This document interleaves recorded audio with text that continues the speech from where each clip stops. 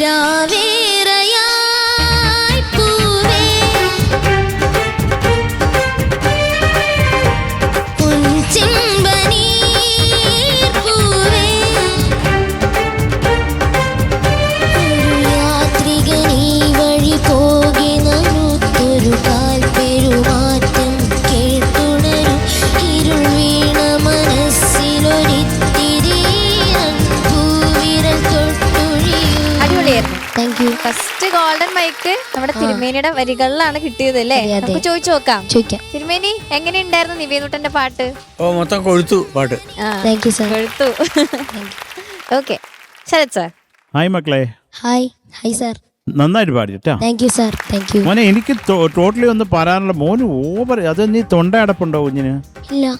അപ്പൊ ഇത്രയും പവർ കൊടുത്തു ഒരു ഈ മുദ്രാവാക്യമൊക്കെ വിളിക്കുന്ന ലെവലിലേക്ക് അങ്ങ് ആയി. ആ മോൻ എനിക്ക് കുറെ സ്ട്രെയിൻ തോന്നി മോൻ പാടുമ്പോ. ആണോ? ആണ്. ആണോ? ഇതാരാ പാടിയത്? മധു ബാലകൃഷ്ണൻ. അവന്റെ കുഴപ്പം. വേറെ എത്രയോ പാട്ടുകാരുണ്ടായിരുന്നു. അല്ലെങ്കിൽ മധുവിന്റെ വേറെ എത്ര പാട്ടുണ്ടായിരുന്നു? മക്കളെ മധു ഒരു ചക്ര കേട്ടോ അവൻ.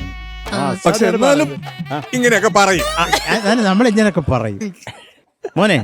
എന്തോ എനിക്ക് ആ മനസ്സിലൊരു ഇത്തിരി ഈറൻ ഒന്ന് പാടാമോ അത് മക്കളെ? അതുപോലെ അക്ഷരങ്ങൾ പറയുന്നതും കൂടെ കുറച്ചും കൂടെ അതിനൊരു ക്ലാരിറ്റി ഉണ്ടാവാം കേട്ടോ. ശരി, എന്നാ പാട്ട് ആരംഭിക്കൂ. ഇരുൾ വീണ മനസ്സിലൊരിത്തിരീറൻ. അത് എങ്ങനെയാണ് അതിൻ്റെ ഒരു സ്വഭാവം? തീരി അതാണ് തീനി ആണോ? ഏതാണ്? പാട്ട് കേട്ടപ്പോ ഇത് അങ്ങനെയാണ് തോന്നിയത്. മറ്റേ മധുവിനെ വിളിച്ച് ചോദിക്കേണ്ടി വരുമോ? അവൻ ജർമ്മനിയില്ല മക്കളെ. അത് ഇതുപോലുള്ള ചില സംശയങ്ങൾ, പിന്നെ മഞ്ഞുകാലം, അതൊക്കെ മോന് ശരിയാവണം കേട്ടോ. അത് കാര്യം എന്ന് പറഞ്ഞാൽ പിന്നെ തിരഞ്ഞു പോയി മക്കള് പറഞ്ഞേ. തിരഞ്ഞു പോയി. മൈക്ക് വെച്ച് തിരഞ്ഞു പോയി. അതൊക്കെ കുറച്ചും കൂടെ ക്ലാരിറ്റി പറഞ്ഞേ. ഈ രായും ഞായും ഒക്കെ കൂടെ കിടക്കുന്നുണ്ട്. അത് കുറച്ചും കൂടെ കൃത്യമായിട്ട് പറയുക കേട്ടോ മക്കളെ. ഇവന് ഭയങ്കര സീരിയസ് ആണല്ലോ ഷാനെ. ഇതെന്ത് പറയണം? ഓക്കെ. ശരത്തേട്ടന്റെ മുന്നിൽ വന്നോണ്ടാണോ? സാധാരണ അവരിങ്ങനെ മക്കളെ. അതുപോലെ ഈ അനുപല്ലവിയും ചരണത്തിന്റെ എൻഡില് അത് കണക്ട് ചെയ്യുന്നില്ലേ ഈ സ്ട്രിങ്സിന്റെ കൂടെ? ആ നോട്ടിനൊരു പെർഫെക്ഷൻ വേണം കേട്ടോ. അത് എന്തെങ്കിലും ഓന്നാക്കി അങ്ങ് കളഞ്ഞിട്ട് കാര്യമില്ല. അതിനൊരു ഗ്രാമർ ഉണ്ട്. അപ്പൊ അത് മോനൊന്ന് കുറച്ചും കൂടെ ശ്രദ്ധിച്ച് പഠിക്കണം കേട്ടോ. പിന്നെ ഈ ചരണം അതൊരുമാതിരി WWF സ്വഭാവമായിരുന്നു. അയ്യോ കാത്തിരിപ്പിന്റെ എന്നൊക്കെ പറഞ്ഞിട്ടോ അത്ര ബലം വേണ്ടാന്ന് തോന്നുന്നു കേട്ടോ. മക്കളത് നോക്കിക്കോളാം. സ്ട്രെയിൻ ഫീൽ ചെയ്യുന്നു കുഞ്ഞ്. അതുകൊണ്ടാ കേട്ടോ. മക്കളെ ഇടിപെട്ട് പാട്ടുകാരനാ. നീ ഇവിടുന്ന് ഗോൾഡൻ മൈക്ക് അടിച്ചോണ്ട് പോയല്ലേ? ഇപ്പൊ എവിടെയാ അത്? തിരിച്ചെടുത്ത് വെക്കണം അവിടെ. മൈക്ക് കൊടുക്കും. അപ്പം കൊണ്ടുപോകാൻ പറ്റത്തില്ല. കൊണ്ടുപോകാൻ പറ്റില്ല. അത് ശരി. അതപ്പോ എനിക്ക് സന്തോഷമായി. എനിക്ക് കുശും പഠിച്ചു. അങ്ങനെ ഒരാൾ ഗോൾഡൻ മൈക്ക് കൊണ്ടുപോകാന്ന് ഇവിടെ വന്നിട്ട് നമുക്കൊരു വെള്ളി പോലും കിട്ടിയിരുന്നു പാടുമ്പോ പോലും. ഷാനെ പറ.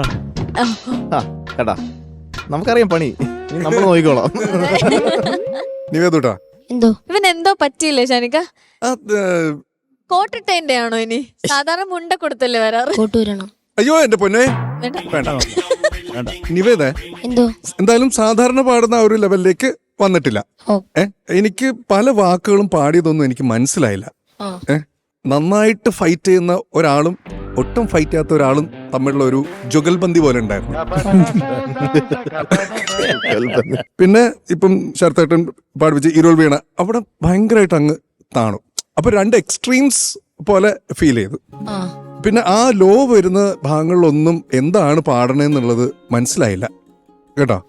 ഞാനതിങ്ങനെ നോക്കേണ്ടി വന്നു എന്താണ് പാടണേന്നുള്ളത്. ഒരു വാക്ക് അത് ഏതാണ് കറക്റ്റ് എന്നുള്ളത് നോക്കണം. കാത്തിരിക്കും കാവൽ മേഘം വാതിൽ ചാരുന്നു എന്നാണ് ഇതിൽ എഴുതിയിരിക്കണേ. അപ്പം പാടിയത് ചായുന്നു എന്നാ. ഏതാ വല്ല പിടുത്തമുണ്ടോ? അതും മധുചേട്ടനെ വിളിച്ചു ചോദിക്കണോ?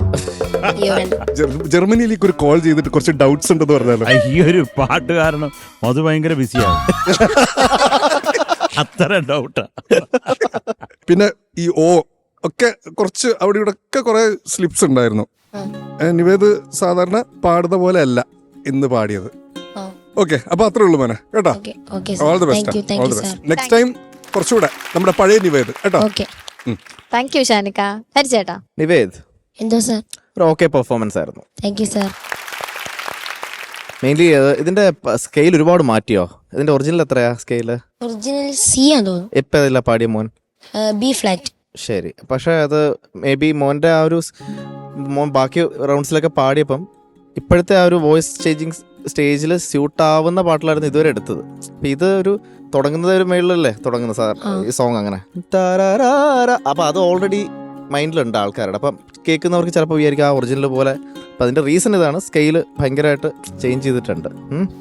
അപ്പം അത്രയും ഒരു വലിയ ചേഞ്ച് കൊണ്ടുവരുന്ന ഒരു പാട്ട് എടുക്കരുത്. നമ്മുടെ വോയിസിന് ആ ഒറിജിനൽ ആയിട്ട് പറ്റുന്നതാണെങ്കിൽ അത് എടുക്കുക.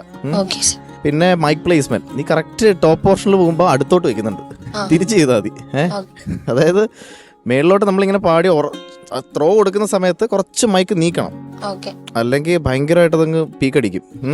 ബേസ് പോർഷൻസ് പലതും കിട്ടാത്ത സ്ഥലത്തൊക്കെ ക്ലോസ് ആക്കി വെച്ചിട്ട് ഇങ്ങനത്തെ പോർഷൻസ് വരുമ്പോൾ മൈക്ക് ഒന്ന് പ്ലേസ്മെന്റ് ഒക്കെ ഒന്ന് ഇതാക്കണം. ലാസ്റ്റത്തെ അതൊന്ന് പാടിക്കേ. ഇത് വെറുതെ നിൻ ശ്രുതി അറിയാതൊരു പാർവണ സംഗീതം.